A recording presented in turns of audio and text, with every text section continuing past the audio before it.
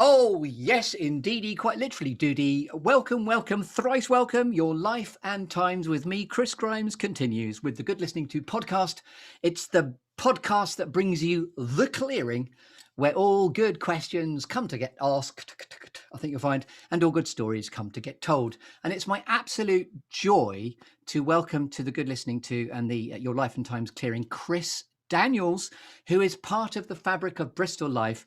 He is the curator, the founder, the director of Slapstick. You really are a galvanizer of comedy intent. You bring to the world, Bristol and the world, legends of comedy, old and new. So I've been really looking forward to speaking to you. Chris Daniels, welcome. Thank you, Chris. Thank you. I'm glad I came on now. That's lovely. Thank you. It's a great way to start a Monday, start the day. As I say, you have wonderful comic intentions because you do spread a load of happiness. You have done since 2005, if I've got my timeline correct. So Yeah. this is going to be circa 2021, and there have been all sorts of challenges, as we know, in current times. But you're 16, so you could even get married and everything now. It's true. We're coming of age. Slapstick's finally coming of age, Chris. So, yes. Lovely. And we've had our own bit of slapstick getting into the Zoom hole together. I've had battery problems with my, I don't know, my mouse and my keyboard. We've had to restart, reboot, restart, reboot. You've also tried to erect a trampoline in the last 72 hours without a manual. It's true. That took a few hours. That was quite slapstick, really. And I tried to erect my microphone as well. But we're here, though, Chris. We've arrived. So we've managed to get through all the tech stuff. We have. And, you know, slapstick, as we know, at its genesis point, is laughing at other people's misfortune. We both seem to be smiling at each other. So it's all good. Yes, I was quite impressed. I was quite impressed with the way that we both engaged with that process. So, you know, in another world, there could be two furious people at this stage. And here we are. Yes, it reminds me of Jack Lemmon and Walter Matthau, you know, two old people struggling with technology. It's all we are the odd couple, I think. Yes. Wonderful. So I'm going to welcome you to the clearing. I'll find out what a clearing is like for you. Then it's all to play for. I'm going to bounce you along the lovely Life and Times and the Good Listening To podcast clearing intent, which is the clearing itself. Then we've got a tree. We shake your tree. There's alchemy, some gold, a cheeky bit of Shakespeare and a cake. Hurrah. It's all to play for. Yes. So at the end, by the way, there'll be a deliberate invitation for you to go as hard as you like onto your own URLs. I know you've got a particular specific next slapstick event coming up in September. Please feel free to talk about that too. Yeah, thank you. So first question might be slightly surprising one, but how's morale? What's your story of the day, Chris Daniels? Story of the day is well, do you mean generally with the festival? And no, this is about you as the wonderful, awesome human being. Yes, well, thank you. Well, we've had some challenges, really, as you've mentioned. So over the COVID period, we lost a wonderful patron, Tim Brooke Taylor, yes, to COVID, and a wonderful friend, as Tim was. So things have been challenging. People we know and love are struggling a bit, and that's always a delicate and difficult time. And that's a personal challenge for me. And also, I guess it's one of those things that there's this lovely phrase that a friend of mine uses when she says it's your best life's coach. She's a life coach, in fact, so that makes a lot of sense. But she would say, when there are challenges in your world and in your life, it's an opportunity, a real opportunity for growth. And that can sound really irritating when you're suffering and struggling, but on a certain level, in a certain way, that's actually quite a profound way to look at things, I think. If we do look at things as not opportunities is a bit trite, but look at the way through and the way to growth. Because when I think about it, the person I've become today has been forged against the pressure of time and the waves crashing against my rock, to use a terrible metaphor there. No, I'm all about metaphors. I love that. The waves dashing against my rock. I love that. But your rock is a constant. That's the good thing. And out of adversity, as we know, comes great creativity. And I've even heard it couched, just to bounce off your own wisdom there, when adversity does hit, one of the ways to reframe it healthily is to think of, oh, plot twist. And then you just divert according to the plot twist and we adapt. Yeah, absolutely, absolutely. I think, I've become very interested in Stoicism, as I know a lot of people have recently, and in recent years, and particularly during the pandemic. And that was certainly the spirit of Stoicism, was this idea that that you would imagine that the Stoic gods were offering you yet another challenge, and could you bring your stoic qualities to that experience, or are you just going to react as you've always done? So I see that as a real gift, that sort of perspective. And by the way, that's wonderful. We haven't actually talked about that, but just in the last 2 weeks, I've subscribed to the most wonderful entity, which is called the Daily Stoic. Partly because during the pandemic, I got really anchored to a really wonderful Marcus Aurelius quote, Ah, which is can you? never let the future disturb you, because you will greet it, if you have to, with the same weapons of reason which today arm you against your present. Wow, that's just, yeah. Yes. So isn't that interesting? We haven't talked about that, but we have Stoicism in common, because there's just a profound sense of being the rock and being anchored to the fact that, things will dash, but we can be constant within it. Yes, yes, absolutely. I think there's great wisdom in that ancient in the teaching of Stoicism, and as you say, Marcus Aurelius and Seneca, and looking back on that, it's felt like the most meaningful thing during the lockdown, really, that's kept me sane, I would Yes. say, in many ways, and informs part of what I expect we'll get into today. Yes. That's a lovely quote. Yes, and a wonderful sage-like commencement. And by the way, I did describe you as being, a man with wonderful comic intentions. Slapstick, I know your mission is really wonderful, and you are a man after my own heart. In that Stan Laurel is my all-time comic hero. But you Mm. say of your own volition, within the Slapstick website, your mission is to spread a little happiness by building new audiences for and an appreciation of silent and visual comedy. And what I love about what you've been doing in that area is you've brought in comedy legends, old, new, living, and we've lost some rather tragically as well, as you also mentioned, which is another challenge to our Stoicism. So it really is a beautiful intention you have. And I love Stan Laurel, and he's my happy place. If in doubt, I'll just remind myself to go to Stan Laurel. Absolutely, and Stan's just behind me. He's constantly with us at Slapstick, and these people are aspirational to me, and inspirational. So the great silent visual performers, it feels important as Slapstick's work to bring them to new audiences, because there's Yeah. so much now that competes for our attention, whether it's on our telephones or on YouTube or on different on Netflix.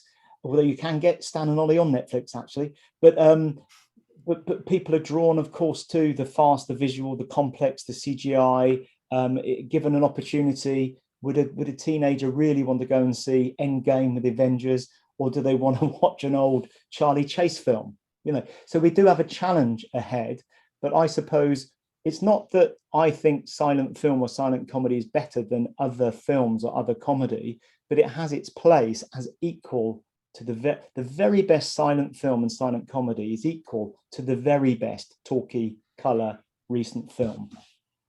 Yes, and indeed, the most famous export, as I know of all comedy, is Mr. Bean, and that goes right back to Rowan Atkinson's ingenious way of accessing Jacques Tati, but also the silent comedy tradition.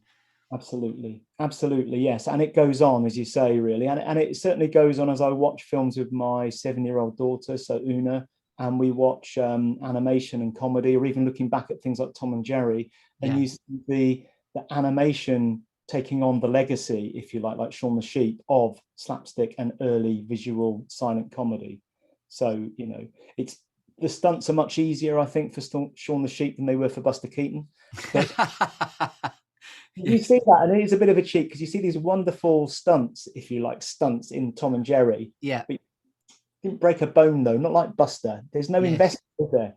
So, but it is wonderful to see that, like you say, and as you say, when people often say, "Oh, I don't like visual comedy," or "I don't like," they may well resonate with something like The Minions, Yes. or The Sheep, Yeah. or Yeah.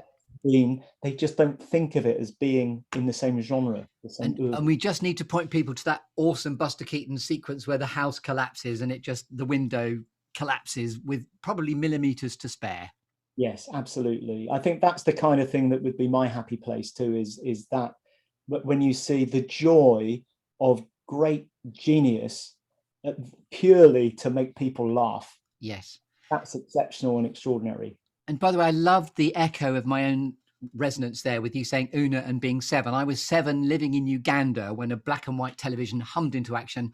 On walked Stan Laurel, and I've never forgotten. I love them both, Laurel and Hardy, the duality and the innocence and the humility. And I've even got a son called Stan for obvious reasons, which is good.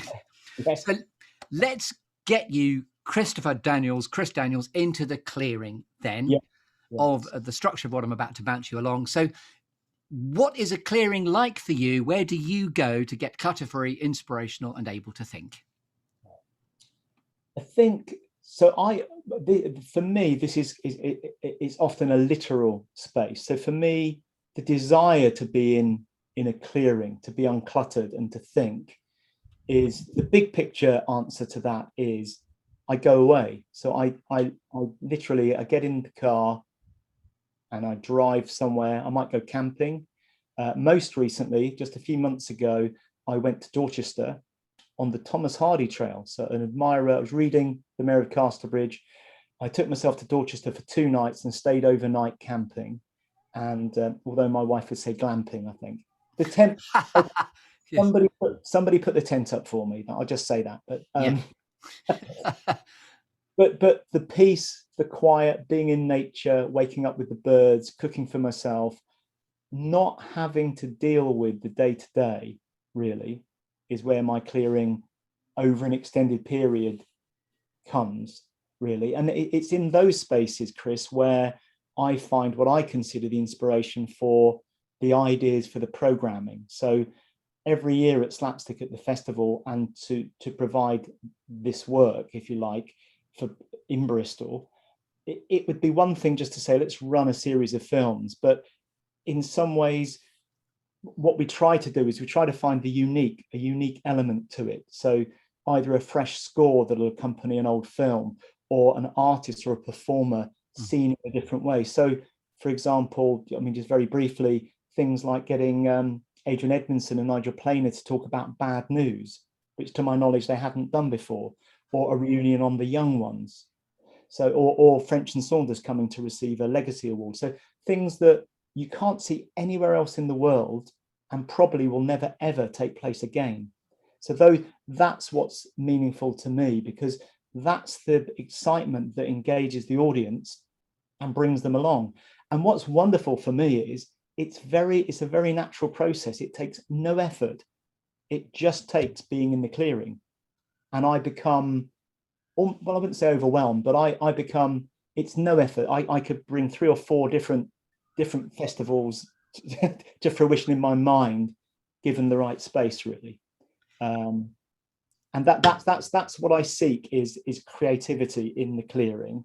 And there's a smaller version of that, which would be, I guess, mindfulness, which is when I spend 10 minutes every day, as I do, practicing mindfulness, and then, as I'm beginning to do, bringing that to as much as possible to each waking moment, because practice, it's almost a nonsense to say I'm practicing mindfulness. It's just being present in the moment, really. But to do that offers a clearance no matter what else is happening. So there's 2 answers for you there. I love that. And for some reason, I'm thinking of sizzling sausages. Just thought I'd run that past you in your clearing.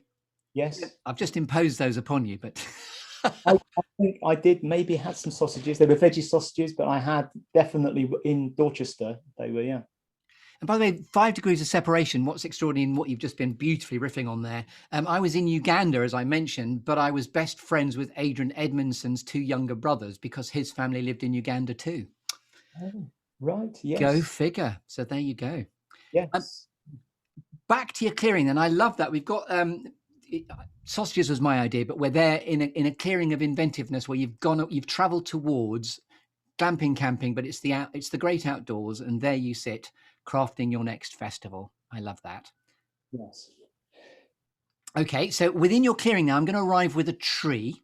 And this is where we shake your tree to let your storytelling apples fall out. And you were kind enough before we spoke to have thought about, you had 5 minutes to have thought about 4 things, Chris Daniels, that have shaped you, 3 things that inspire you, 2 things that never fail to grab your attention. And that's a bit, oh, squirrels, borrowed from the film Up.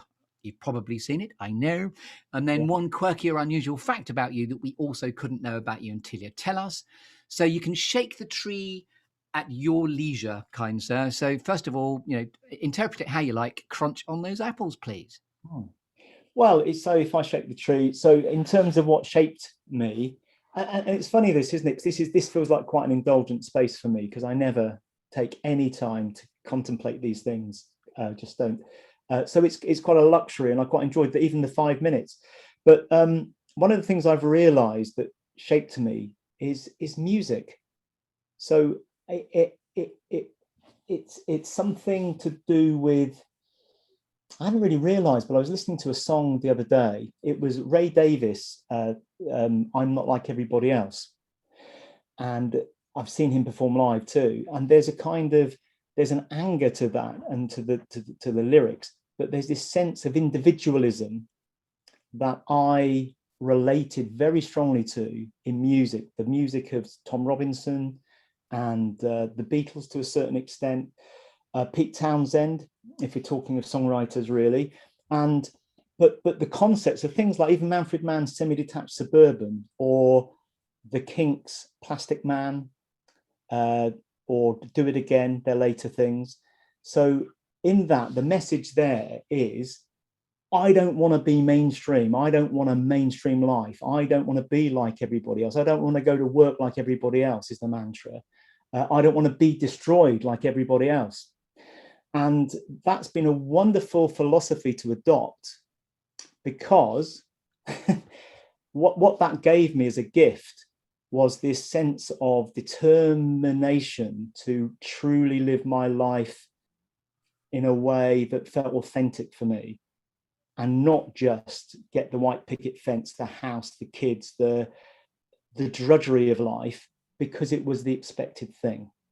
And I suppose what the downside of that means, I don't have a great pension provision. because living for passion every day, Yes. because it'll all be okay, is a great attitude when you're young. You've got what I have by the sound of it, what's called a comedian's pension, which is a lottery ticket. Everyone thinks we're joking, but we're not really. Yes. So, yeah. So individualism through the interpretation of those wonderful lyrics was lovely. Yes. Don't have your life prescribed, run it your way. I love that. Yes, yeah, and as I say, interestingly, in some ways that can become a barrier, because it can be a bit like rebel without a cause. So I think you have to be careful with it. But I realised just how profoundly it's extraordinary, isn't it? Things even like the single lyrics, like in Strawberry Fields, no one I think is in my tree. I mean, it must be high or low, and that idea of thinking I'm a bit different or a bit odd, or I've got my friends but I don't fit in with, don't like football, don't seem to be good with mechanics, what kind of boy man am I, those kind of things. It's interesting, isn't it, that the human mind can write something so profoundly affecting. Sorry, sorry about my pinging. I thought I'd stop that. Oh, that's already. But bless you for bringing in a tree there as well. You reincorporated a tree beautifully. You're a wonderful listener. I love that. Yes. In strawberry fields in a tree. I love that. Yeah, and so that sense of, I suppose it's interesting, isn't it, that I have this sort of very strong connection to the words of others, whether that is in written literature or poetry or in music. But music, yeah, big influence, big effect for me, shaping me. Lovely answer. Wonderful. And so moving on, I would say that and in relation to that too, I suppose, just to piggyback in briefly, is that my father, so my dad, was an entrepreneur really in the day, in that he grew up with a very sort of hard working class background with no real education, certainly didn't go to college or to university.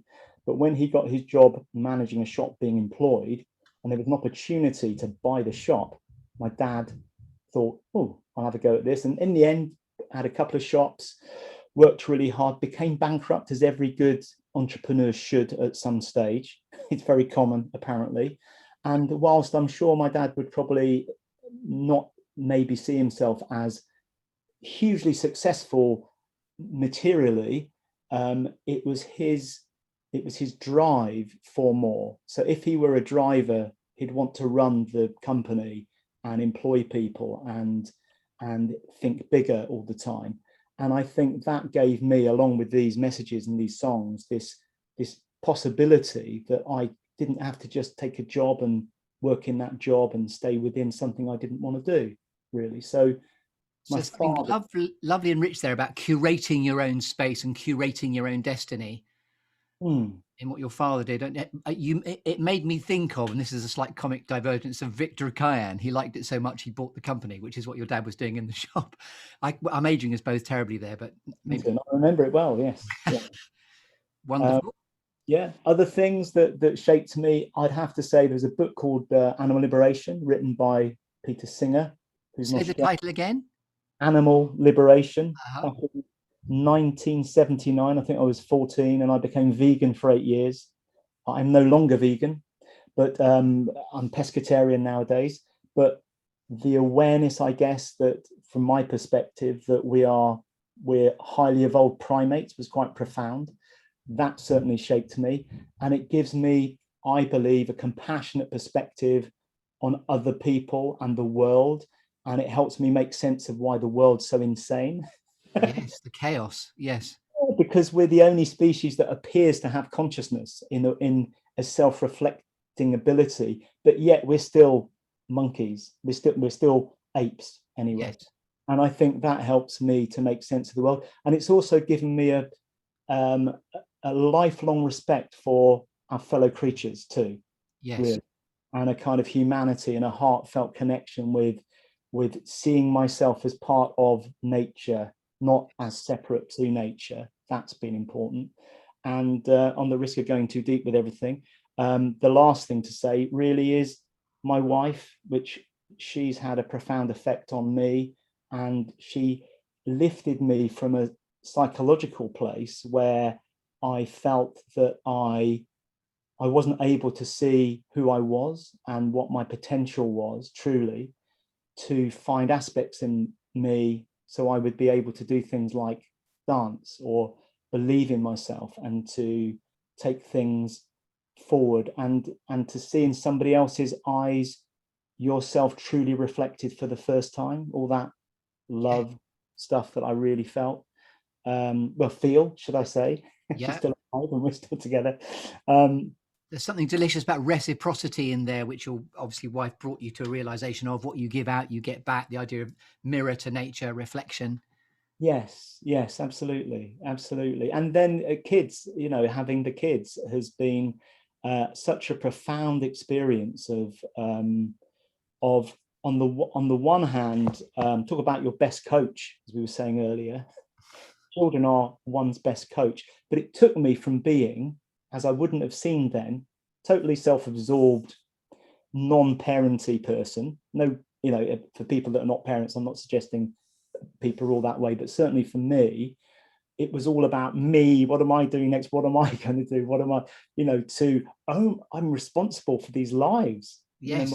My wonderful son Josh, who's now 16, Una, who's age 7, and just the experience of living with them and seeing them grow, seeing what's necessary for them and looking for it within myself to be able to be present and available.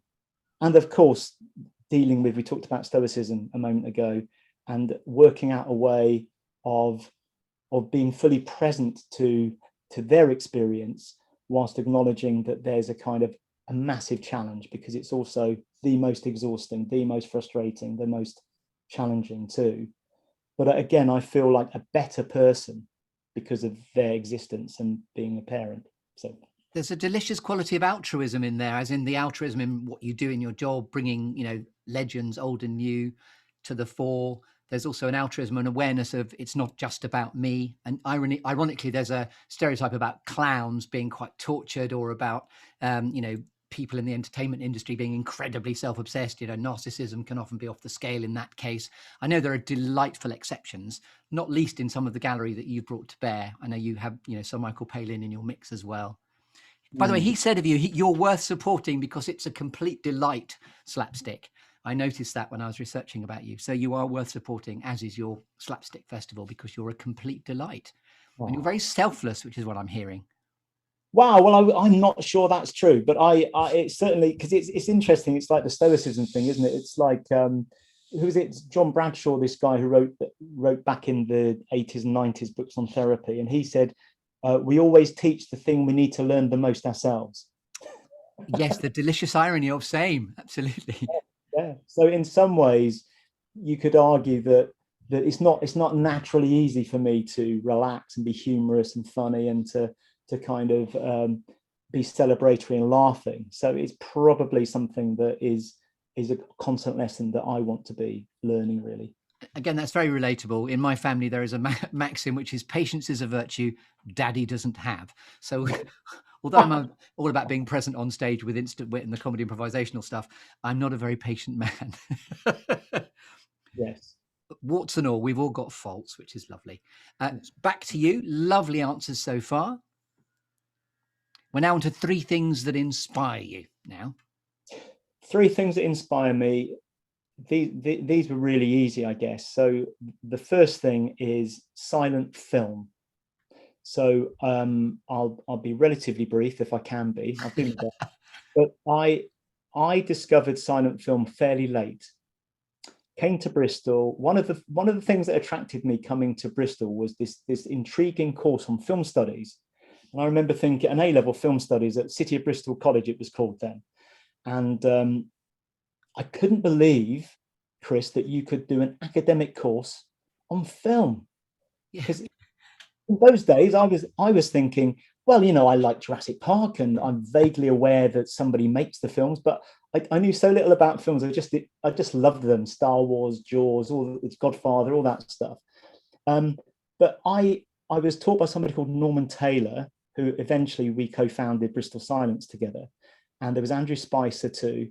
And they introduced me through a silent film studies day at Watershed, silent film. And it was as if somebody had just turned the lights on. It's like I spent my life in a cave and somebody shone this bright light. And this guy, I've forgotten the guy's name now, Jim somebody, he introduced these. It was like somebody saying, and here's Picasso, and here's Monet, and here's Rothko, and here's Kandinsky, and suddenly you realize art exists. So this guy showed, I won't go into the details because I'm sure it won't be that interesting, but some of the very best silent films ever made, the best extracts in sequence, playing them live on the piano. And it just felt like, the Odessa step sequence of Battleship Potemkin and all these. But after a series, and I suddenly thought, oh my God, does anybody know about these films? I love that someone shone a light into your cave and then turned your world black and white. It's a Technicolor moment to turn your world black and white. I love that. Moved from full color to monochrome. It's true.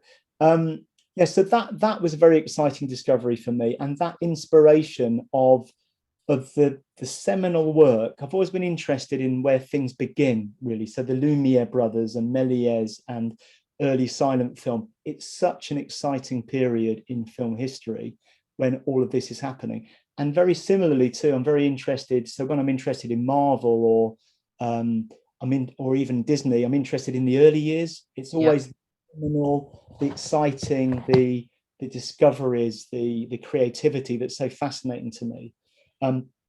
But so in addition to that, of course, I then discovered Charlie Chaplin and Buster Keaton and Harold Lloyd and Laurel and Hardy. And well, I knew Laurel and Hardy already, but the silent work. And then in the year 2000, while this inspiration continues, I then got to sit at the Royal Festival Hall watching the great French film Albogance's Napoleon, which runs 5.5 hours with a 60-piece orchestra. It takes 8 hours to watch. and it could have been twice as long for me. Wow. Extraordinary.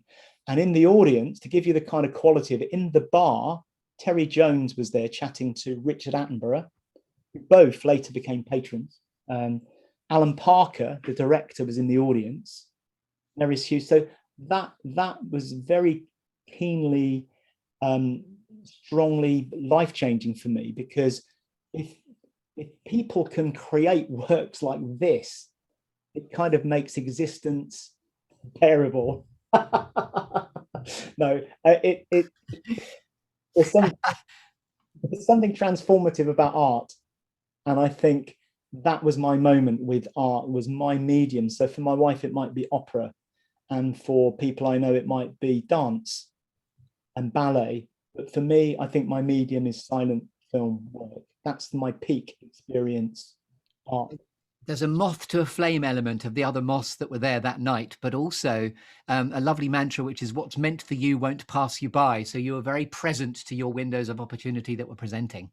Yes, yes, absolutely. And I know, because I've been with other people who have seen, I know a couple of people who think the film's way too long, or they just, or people who are just bored by silent films, just don't enjoy them. And I don't have any problem with that, really. I think people, obviously, I'm not as inspired by. I went to see some contemporary dance at the Hippodrome years ago, and I remember thinking, these people, look, it's extraordinary. Their performance is brilliant. They're at the top of their game. It may have been the Rambert, the Rambert. Mm-hmm. But they were superb. I didn't enjoy it, and I would have been happy to get an interval. And I think that's the thing about art too. Yes. And Kevin Brownlow, who's a great inspiration to me, who's the film historian who restored Napoleon. And in fact, in terms of being inspired, he's my role model, really. Without Kevin, I wouldn't be running Slapstick. Right. And I'd be working in every waking moment in this way if it weren't for Kevin. But Kevin said to me once, he said, there's no film so bad it isn't loved by somebody. Yes. And so good it isn't hated or loathed by somebody. And about art causing a reaction is partly what's going on here as well. Yes. Yeah, exactly. Wonderful. Yeah, so that was my inspiration there. And I suppose those are the two things, really: Napoleon, silent film, Kevin Brownlow. And then the other thing that inspires me, the third thing, is people, really. So, and again, coming back to Stoicism, as I was reading a few books on Stoicism recently, just the sense of how resilient human beings are and how inspirational they are, whether it's a Kevin Brownlow, or it's somebody who is willing to stand up against injustice, or someone who is willing to kind of speak their truth against the odds or oppression, that kind of thing. And it was Seneca who said, what did he say? He said, sometimes even to live is an act of courage. And I think that, coming back to that sense of, if we are all apes and we're primates trying to make sense of our own world, then there are great atrocities in the world, and there's war, there's famine, there's suffering, and through that adversity, there are these extraordinary, exceptional human beings who still come to the world with a great gift of kindness, love, compassion, and give up everything for the right reasons. Yes. So that's inspiring to me, is to know that still, despite everything, human beings still aspire to be better. And you say that at our core, we're a sort of evolved chimp species. There is that book, The Chimp Paradox, as well, because what you're talking about is the paradox of existence, really, there as well. Yes. Yeah, absolutely. Yes. Yeah. I mean, it's life is conflict.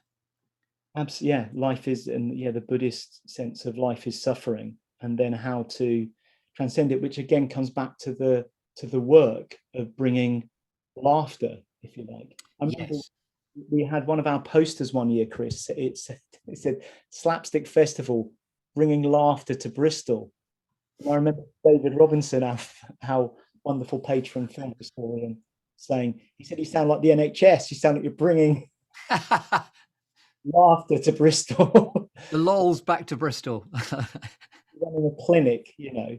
Yes. But there's nothing like that, though. When you're sitting in, say, one of our gala events where you've got 1,600 people watching the silent film, laughing their heads off. Yes. It's wonderful to be in the experience of that celebration and that joy. I've sat in many of your gala evenings, a sort of big finish to your festival. And, you know, I watched the Monty Pythons all presenting The Life of Brian before the sad demise of Terry Jones, you know, wonderful evenings. And the goodies, you know, you've had June Whitfield in there, Eric Sykes, you've had some, you know, now sadly departed, you got them to have a moment in the sunlight before they moved on to just be remembered in their filmic form. Yes, yeah, that's another very important quality to us. It's about who's remaining, who's alive, Yes. we should celebrate people while they're here and their work here, because once they're gone or you've missed that opportunity. We had a few missed opportunities. I think we reached out to, say, Norman Wisdom, Yeah. 93, but he'd passed that point where he was able to articulate a conversation in public. Yes. And I remember you got Terry Jones in that space just on time because, you know, wonderful genius of a man, and very sad his departure in the end. yes, And yeah. the decline of a brilliant man. Yeah. And even things that seem really obscure, in fact, are probably like the Double Deckers, which was a television series for I children. remember that. And we had the guy who played Brains in that, and can't remember their names now, Tiger, and three of the children who came along. And we even interviewed Melvin Hayes, who played the janitor, the manager with them too. It ain't half hot man, Melvin Hayes. I remember. Yes, absolutely. Yeah, and we're looking at as a little kind of teaser, we're looking at a Tiswas reunion in this coming January. So these things that maybe 40, now 50 years ago, Yes. still, like your experience of Lauren Hardy and mine, still hold an affectionate place in the hearts of young inner children, boys and girls in the United Kingdom, bringing them back to reignite that celebratory nostalgia for one more time. You know, You've got Chris Tarrant and Lenny Henry, I'm assuming, coming back for the Tiswas universe. well, it's a bit more complicated, but so that we're in the process of speaking to the Bucketeers, to say. Lenny wasn't a Bucketeer, actually. He wasn't one of the main four. Okay. But as it is with Slapstick, what happens at Slapstick, as I'm sure you'll be aware with your own projects and creativities, in your head you have this idea of what you'd like, and then you put it out into the world, into the universe, reach out to those people, and then some people you think would be very excited about a project and not. Other people you think there's no chance they'll be interested and really excited by it. So that's, Yes. we'll see when we shake the tree of the Tiswas tree, we'll see who falls out. See which apples fall out of that particular tree. It is my job to get us to do a bit of a lick on, partly because we're doing a 45-minute program format here. So where I think we've just, so two things that never fail to grab your attention now. Yes, I can do those fairly quickly. It's all very superficial. This cars. So there are, because I was literally taking it as the squirrels kind of idea. Triumph Stags, when I was a young lad, when I was 14, 15, my dad used to drive me to this garage where in London, where they had a whole series of the Triumph Stags, there may be 15 of them. And I would just salivate, look around, stroke them, imagine one day I might own one, never have owned one or driven one. I love the delicious irony of being a pescatarian petrol head. Absolutely, absolutely. And the TR6, that kind of thing, or the Caterham 7. So there are particular cars that still have that quality of nostalgia, excitement for me, like the Prisoner TV series, so the Lotus 7, that kind of thing. So that's something that literally does always draw my attention and turn my head. And the second thing is really odd one, this quality marketing. But I'm really tough on this stuff, but often I will be, and my wife and everyone I know will certainly concur, that if I see something, I say, oh, that should be there, that should be there, that's the wrong message, that's on, because I'm really particular about visuals and marketing and how we represent stuff. So Not so I'm much the Keystone Cops as the grammar police is what we're talking about here. indeed, and sort of getting it right, but also really inspired by the good stuff. So when I see something, I'm like, that's brilliant. I can see how that's working, or that's inspired. So, and I love that too. So there's a guy called Danny Heffer, who's the head of branding at Ardman, who does our branding with us every year.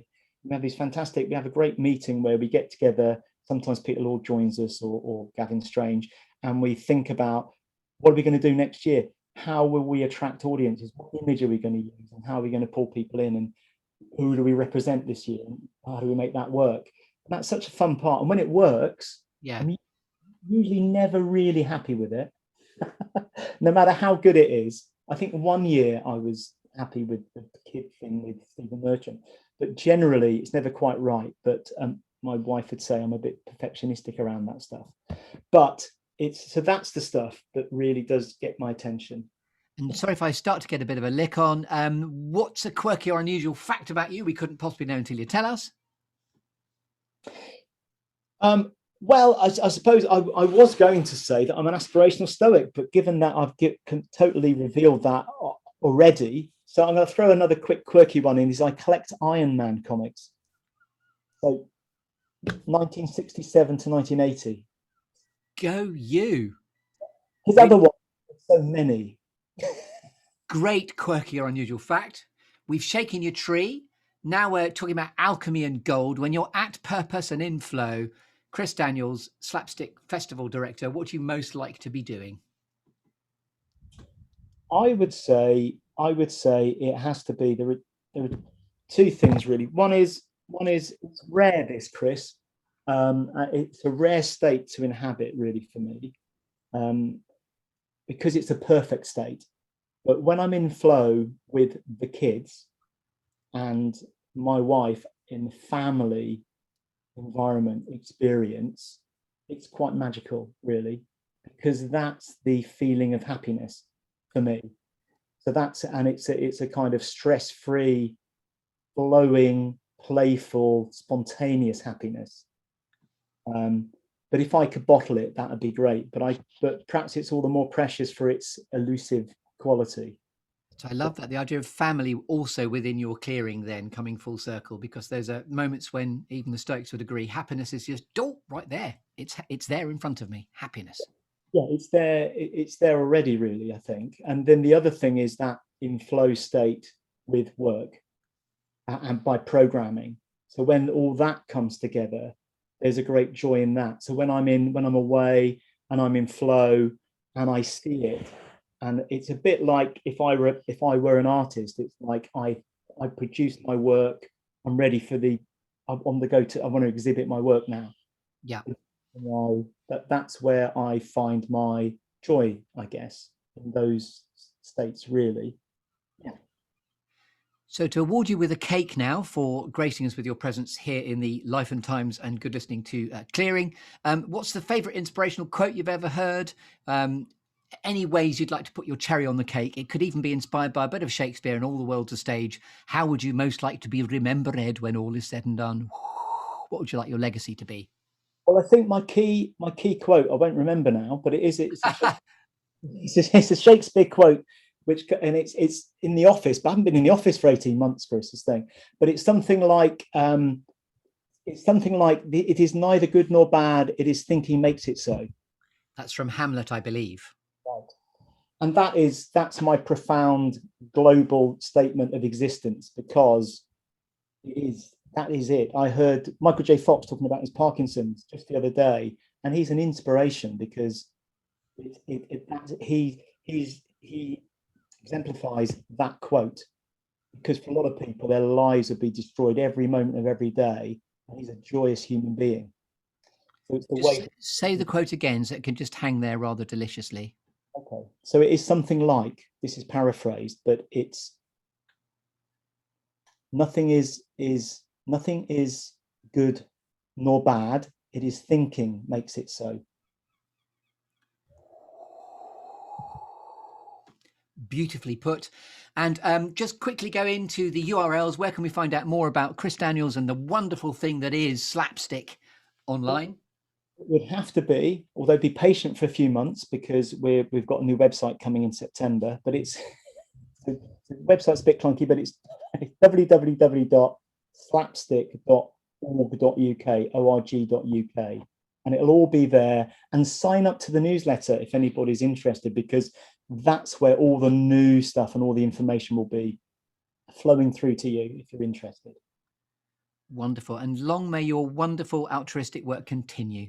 Ladies and gentlemen and listeners here on the UK Health Radio Space, and also the Good Listening To podcast, Your Life and Times with me, Chris Grimes, you've been listening to the lovely Chris Daniels from slapstick.org. And thank you so much for taking the time to talk to us.